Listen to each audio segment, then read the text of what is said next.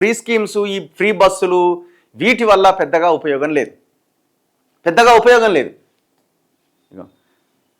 ఈ యొక్క స్కూళ్ళని బాగు చేయడం వల్ల, హాస్పిటల్స్ని బాగు చేయడం వల్ల, ప్రభుత్వ విద్య, ప్రభుత్వ వైద్యం అందించడం వల్ల ప్రతి ఒక్క కుటుంబానికి అట్లీస్ట్ ఒక ₹1,00,000 ఆదా అవుతాయి.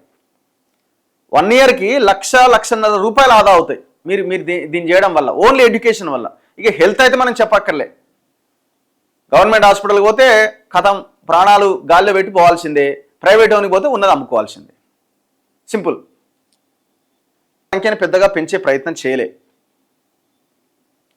రఘు అన్న ఉచిత బస్సు ప్రభుత్వ ఉద్యోగులకు తీసేయండి. నేను అదే చెప్తున్నాను. ఇప్పుడు డబ్బున్న వాళ్ళకి, గవర్నమెంట్ ఎంప్లాయీస్కి ఫ్రీ బస్ దేనికండి?